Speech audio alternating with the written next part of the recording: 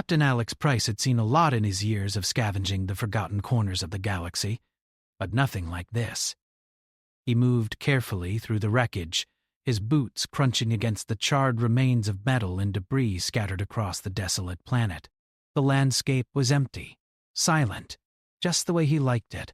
This planet, once a thriving center of civilization, was now a graveyard of shattered ships, broken technology, and lost hopes.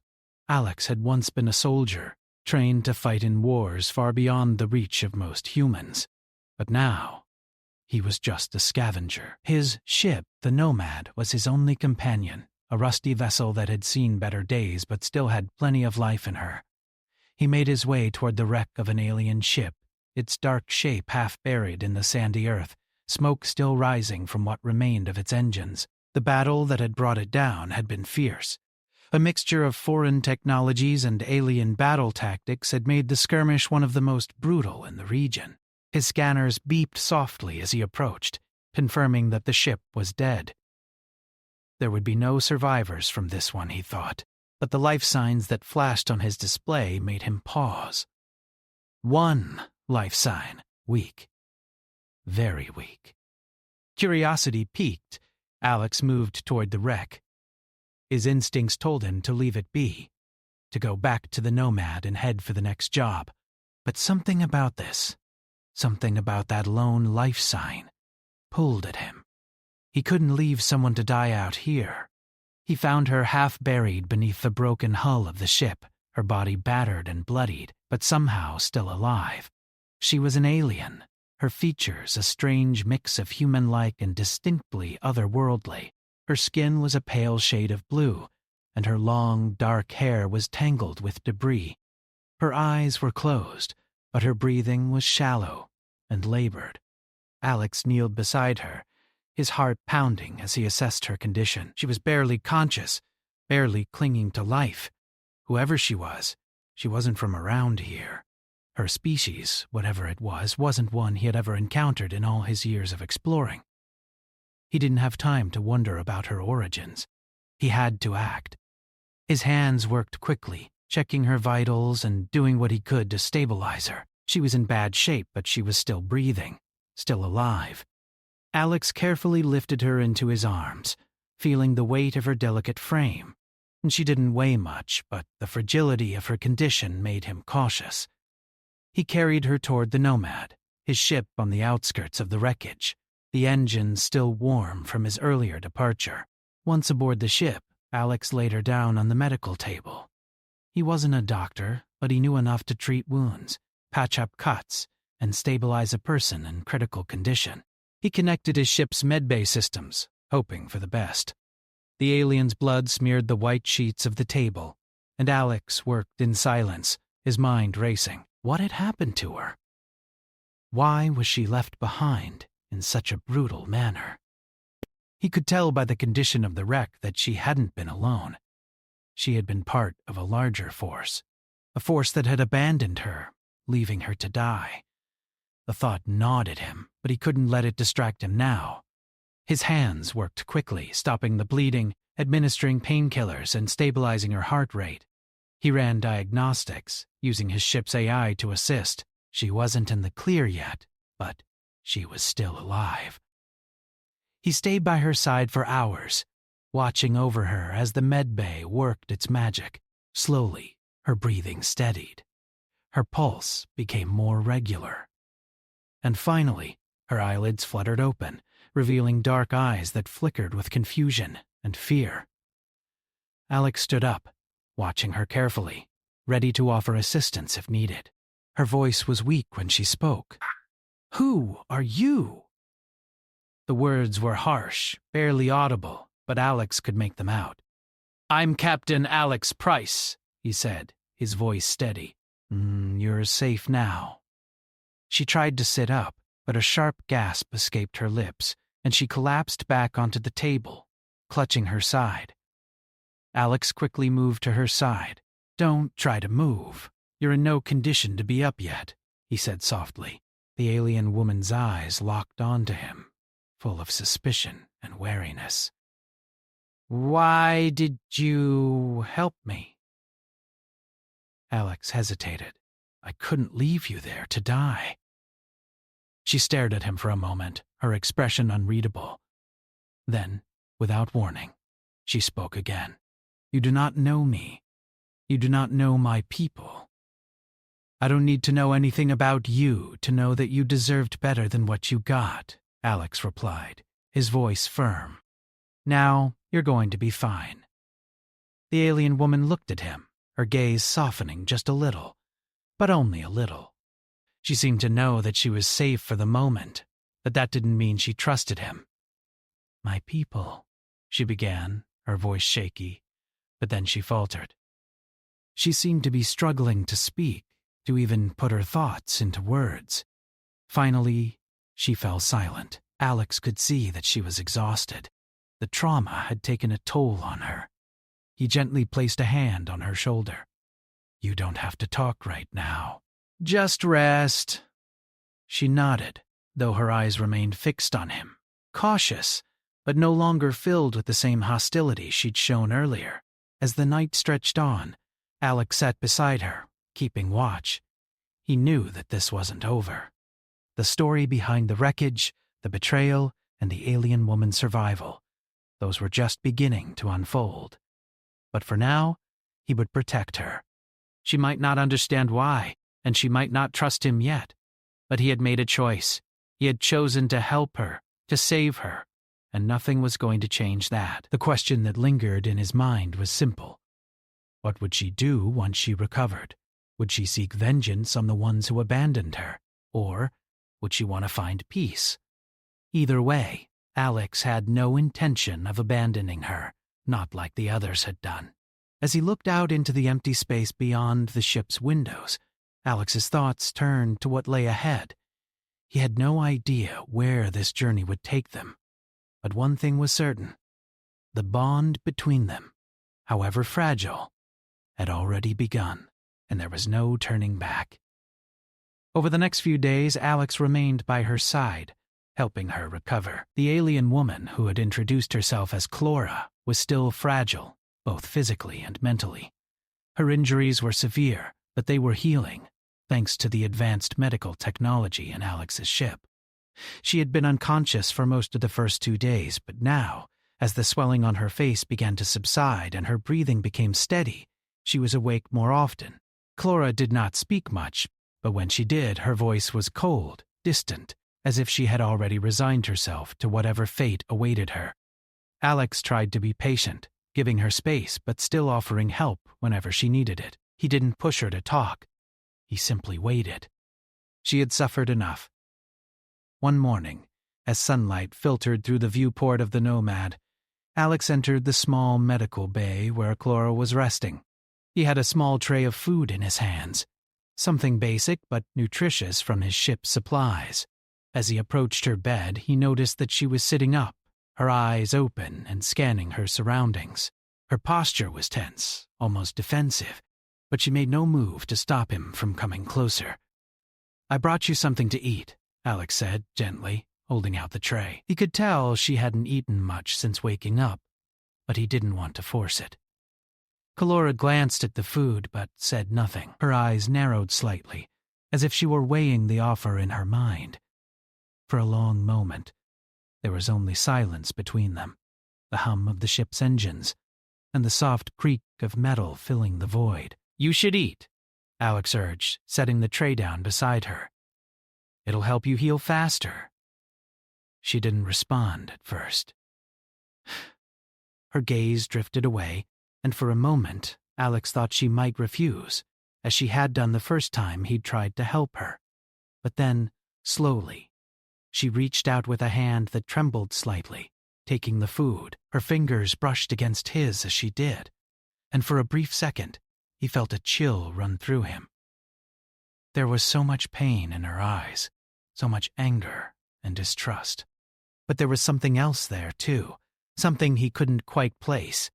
Clora took a small bite, then looked at him again. "Why?" she asked, her voice barely above a whisper. "Why did you help me?" Alex sighed, sitting down on the edge of the bed. "Because you were dying. No one else was going to help you, and because It's the right thing to do. Hmm? Clora tilted her head slightly, her sharp eyes studying him. She seemed to be searching for something. Perhaps a hint of ulterior motive, something she could use to explain his actions.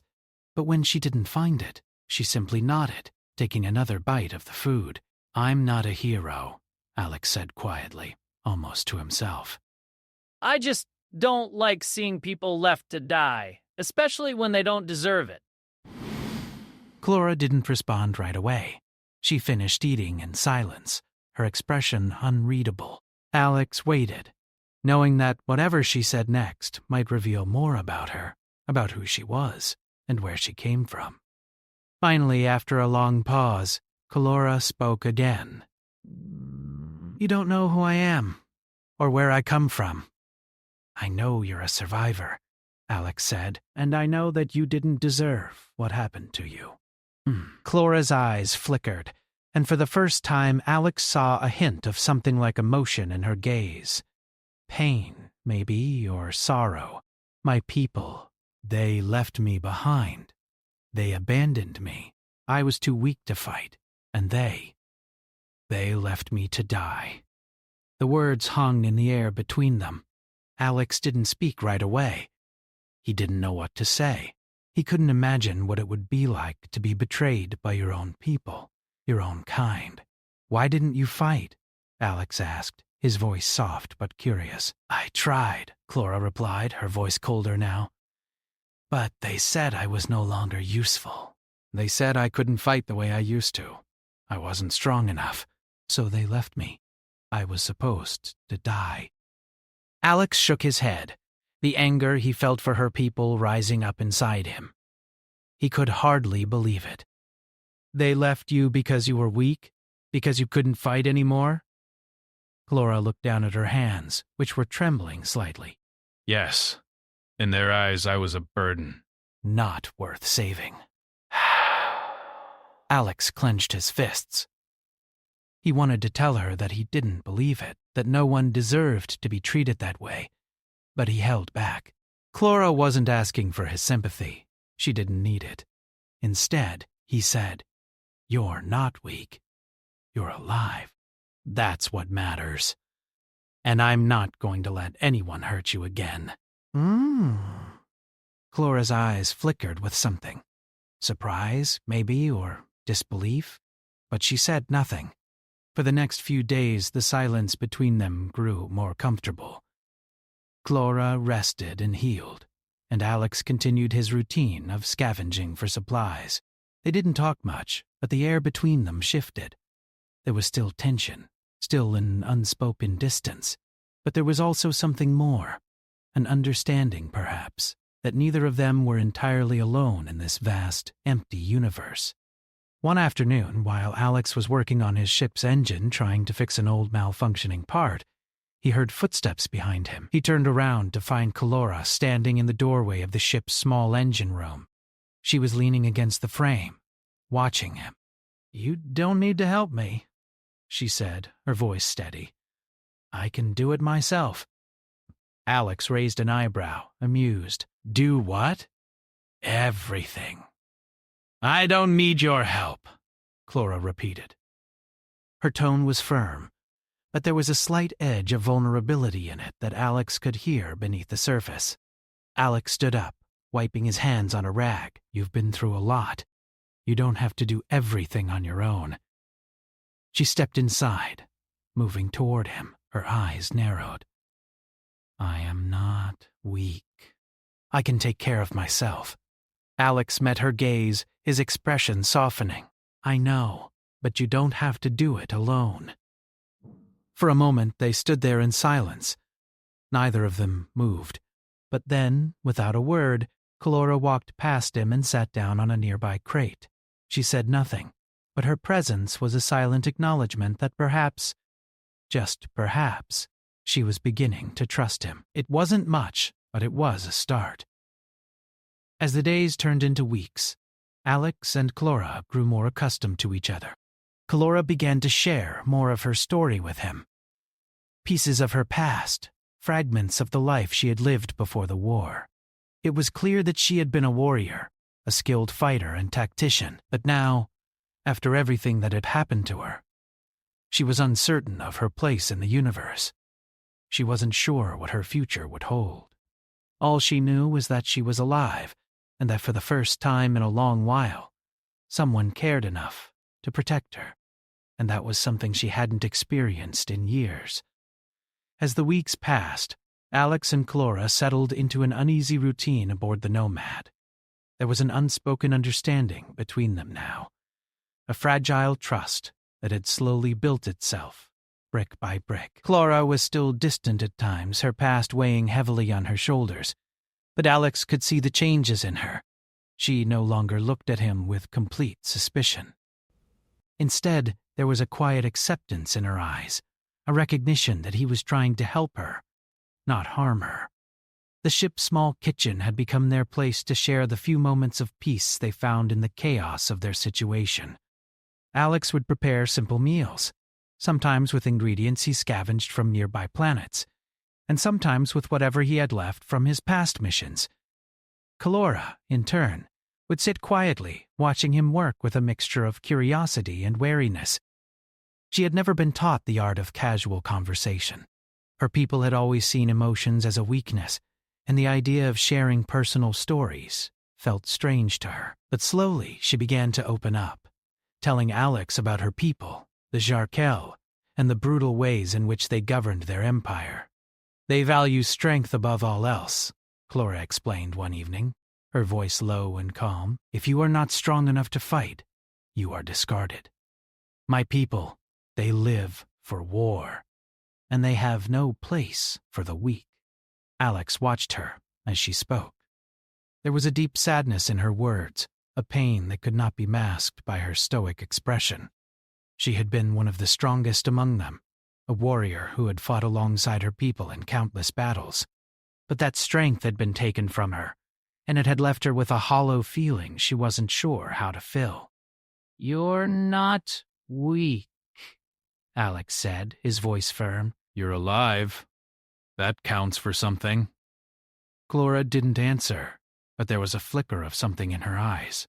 Perhaps it was hope, or perhaps it was doubt.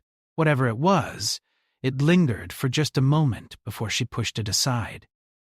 Days turned into weeks, and the Nomad continued its journey through the galaxy. They kept moving, never staying in one place too long, always on the run from the unknown forces that might come looking for Clora.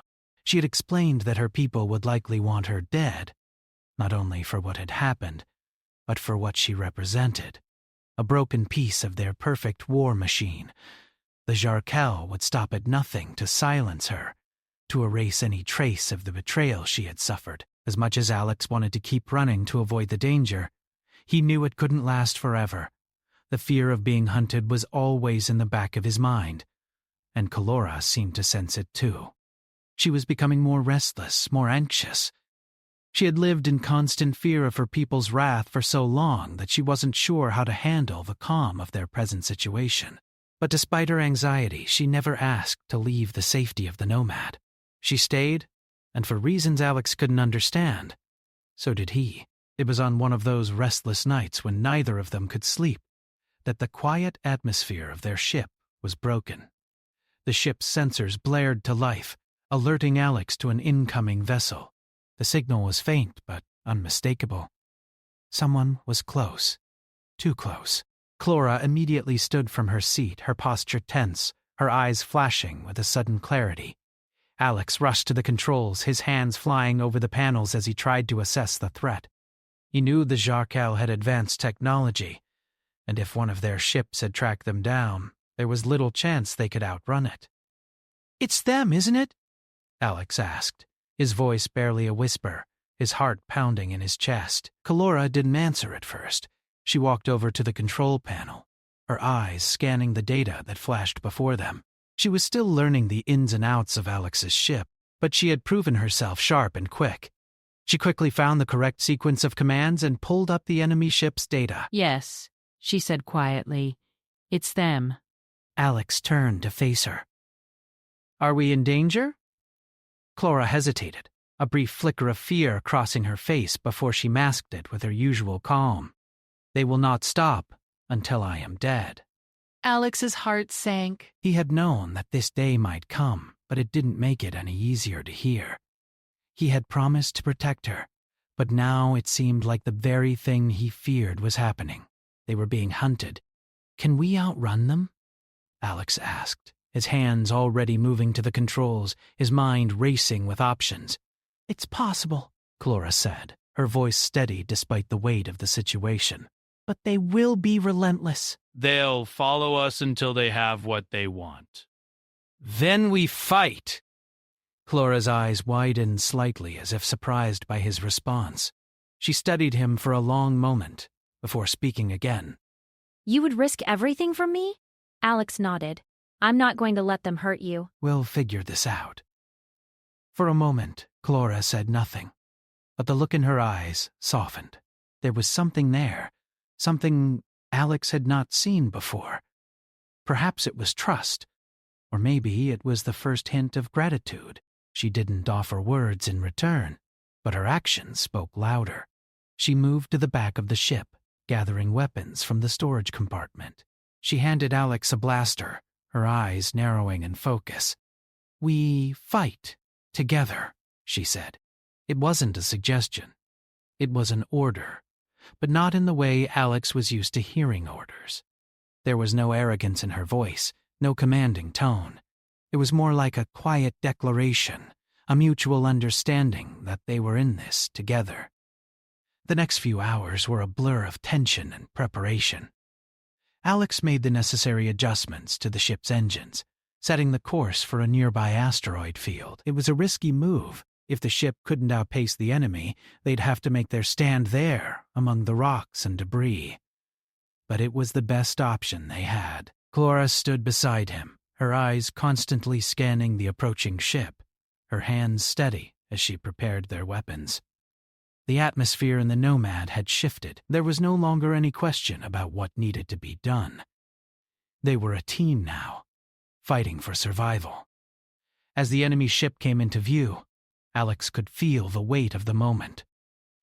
He had known that this day would come, but he hadn't expected it to feel so real, so immediate. The Xarkal were out there, and they were hunting them down with every weapon at their disposal. But Alex wasn't afraid, not anymore. He wasn't just protecting Clora. He was fighting for her, for their future. And for the first time, he realized that this wasn't just about survival. It was about something more, something he hadn't been able to put into words before. The enemy ship fired first, a powerful blast that rattled the Nomad. Alex gritted his teeth, fighting to maintain control of the ship as he veered toward the asteroid field. The rocks around them created a labyrinth, a deadly maze where only the skilled would survive. "This is it," Alex muttered, his voice steady. "Stay focused," Clora nodded, her eyes gleaming with determination. "We fight." The battle that followed was intense. Alex's hands moved quickly over the controls, maneuvering the Nomad with precision through the asteroid field. Clora fired back, using the weapons aboard the ship with a deadly accuracy that Alex had not expected. She was a force to be reckoned with, no longer just the broken woman she had once been, but a warrior, fighting for her survival. In that moment, Alex knew he wasn't alone. They were in this together, and together they could face whatever the galaxy threw at them. The fight had lasted for hours, but Alex and Clora had managed to outmaneuver the Xarkal ship in the asteroid field. The Nomad was smaller, more agile, and it gave them an edge. But they both knew it wouldn't last. The enemy ship was still pursuing them, firing relentless blasts of energy that rocked the Nomad with each impact.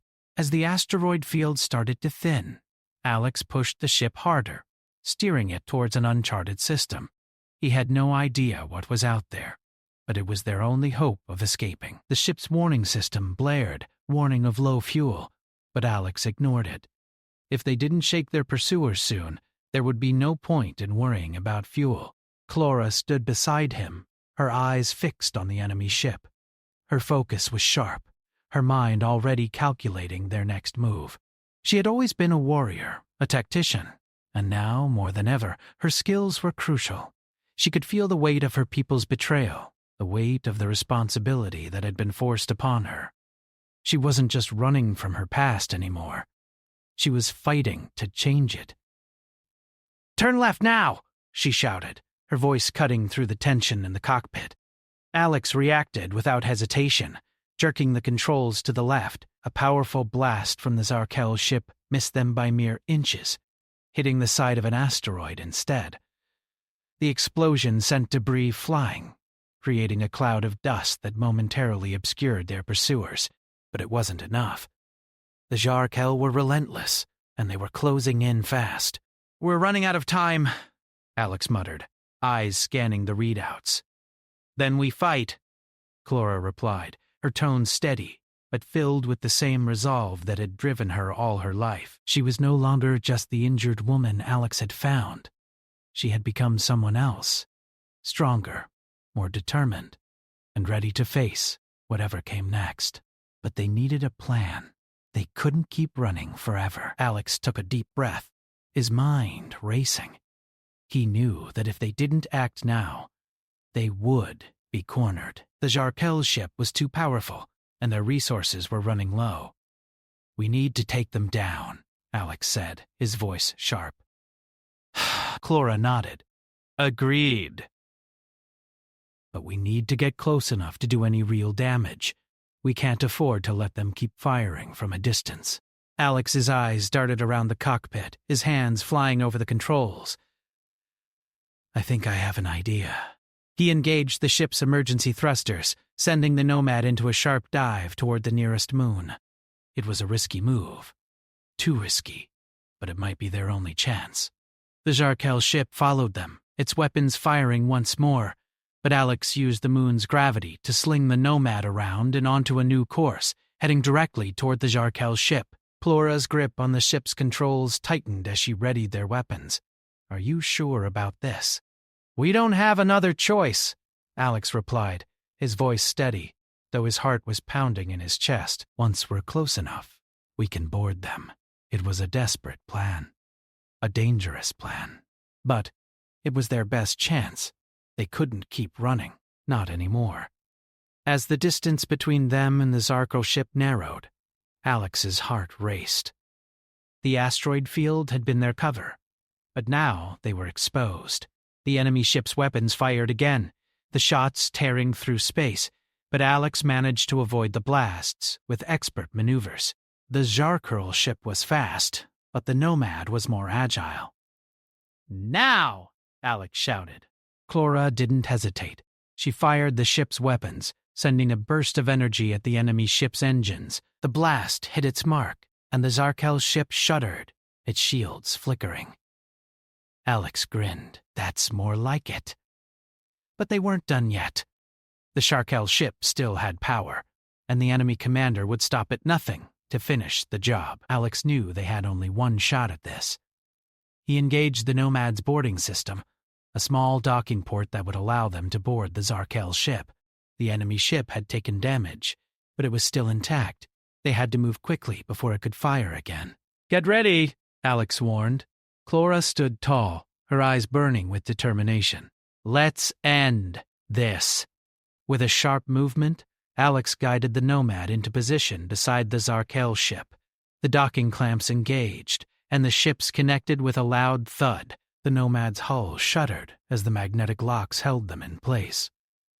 Without a word, Clora was already moving. She was quicker than Alex had ever seen her, and he followed closely behind as they rushed to the airlock. The sound of the enemy's ship reverberated through the walls, but there was no turning back now. As the airlock doors opened, they were greeted by the sounds of the Zarkel ship's crew, their voices echoing through the corridors. Clora's face hardened. She had trained for this her whole life, but it was different now. She wasn't fighting for her people's glory. She was fighting for herself, for her freedom. The two of them moved through the corridors, silent and deadly. Clora led the way, her every step purposeful, her every action calculated. Alex kept close, his hand on his weapon, his senses alert. They encountered a few Jarkel soldiers along the way, but Clara took them down with quick, efficient moves. Alex didn't have time to feel guilty for what they were doing. These people had tried to kill Clara. They had betrayed her, and they would pay for it. As they reached the heart of the ship, they found the enemy commander, an imposing figure with cold, calculating eyes. The Zarkel commander stood at the bridge, his hands clasped behind his back, as if he were waiting for them. "You think you can stop us?" The commander said, his voice low and filled with disdain. Clara stepped forward, her eyes locked on his. "I think you've already lost," the commander sneered. "You are nothing. Weak, a failure. Your people have no use for you anymore." "You don't get to decide that," Clara replied, her voice icy. "I decide my fate now." "Not you." With a sudden motion, the commander reached for his weapon, but Clara was faster. She struck him down with a single blow, her hand swift and sure. The commander crumpled to the ground, his body lifeless. Alex stood still, watching her. There was no joy in the victory, no satisfaction. Just a quiet understanding that they had done what had to be done. Clara had finally faced the betrayal of her people, and now she had taken control of her own destiny. Clara turned to Alex, her face hard but her eyes showing something else. Relief, perhaps, or even a glimmer of hope. "It's over," she said quietly. Alex nodded. For now. But as they stood together looking out at the wreckage of the Jarkel ship, Alex knew that this was only the beginning. Clara had fought for her freedom, and in doing so, she had reminded him of something important. No one, not even the powerful empires of the galaxy, could decide someone else's fate. Not anymore. They had won this battle, but there would be others. And Alex would stand by Clara's side, no matter what came next.